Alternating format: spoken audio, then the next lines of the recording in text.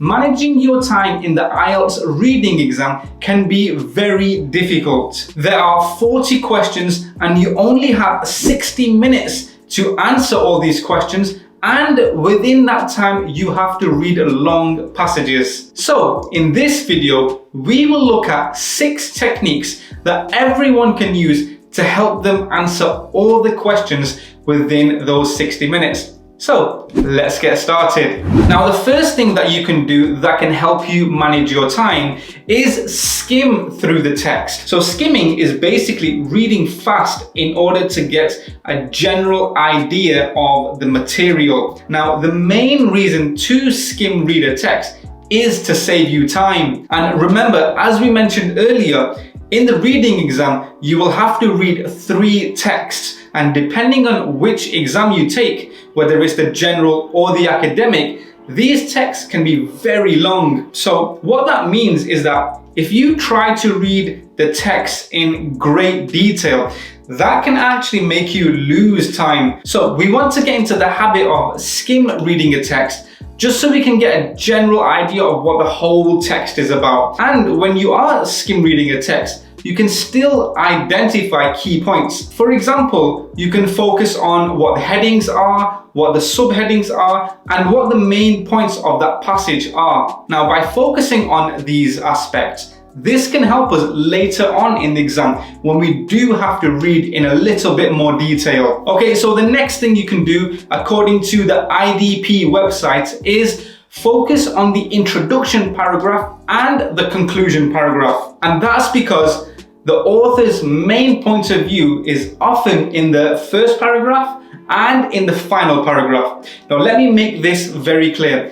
This is not always the case, okay? But a lot of the time, we can get a good idea of what the text is about just by looking at the introduction and the conclusion. And then the middle paragraphs are just paragraphs with a little bit of extra information. So by focusing on this technique, where we focus on the introduction and the conclusion, you will hopefully be on your way to get a higher mark. And that's what we're aiming for, right? Okay, now the third thing that we can focus on to help manage our time is to identify key words. So we've already spoken about how we can focus on key areas. For example, the heading, the subheading, the first and the final paragraph. But for this tip, we want to focus on keywords. And the benefit of keywords is that they can help you identify what the text is about. Now, when you see a keyword, what should you do? Well, one thing that you can do is highlight the keyword or underline it. And we can do this either when we are skimming or when we are reading in detail. Either way is fine,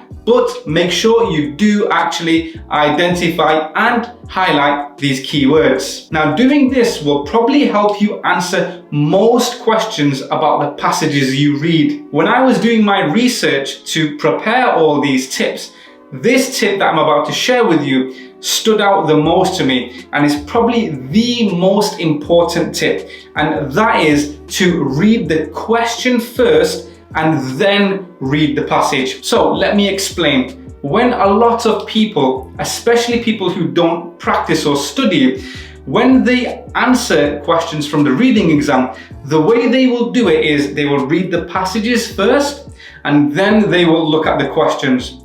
Now, here's what's wrong with that. When you read the passages first, you don't know what the keywords are, you don't know what you're looking out for, so you won't know what to highlight or identify. And then when you get to the questions and you read the questions, you will have to go back to the text anyway and read it again. So you're actually wasting your time. So what you should do is read a section of the questions first and then find the answers in the text.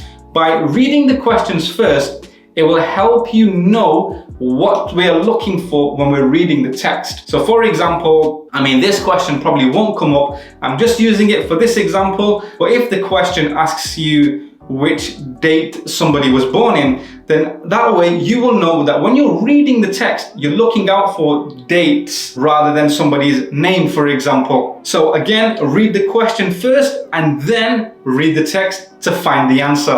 Okay, so tip number 5 I think this is tip number 5, and that is to answer every question. Sounds really simple, but you will be surprised how many people still don't do this.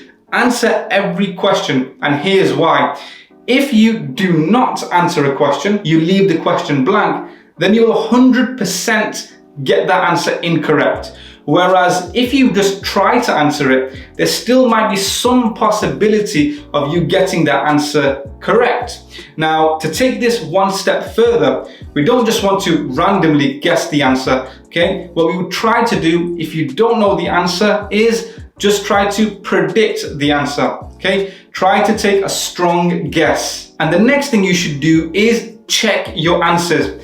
And here's how you should do that. It's not as simple as you might think. So what you want to do is take lots of practice tests before your actual exam day. Now you can take practice IELTS reading test online, and I will leave some links in the description below. And you want to take a lot of practice tests, not just 1 or 2. And by taking lots of practice tests, it will help you get into the habit of answering these questions, and it will also get you into the habit of knowing what to expect.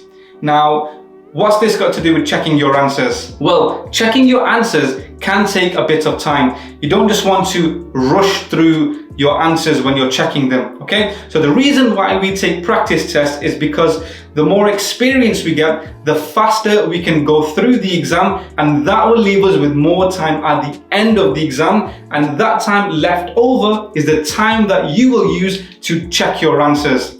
Now, I'm not saying rush through the exam and leave 30 minutes just to check your answers. Really, we should be trying to aim to save around 5 to 10 minutes to go back and check all of our answers. So remember, take practice tests, take lots of them. Hopefully this will help you get faster, which will save you time, and that time will help you check your answers. Now that brings us to the end of this video, and if you benefited from this video, check out this video over here, which will help you get a higher score in your writing exam. Don't forget to subscribe, and I will see you in the next video. Bye bye.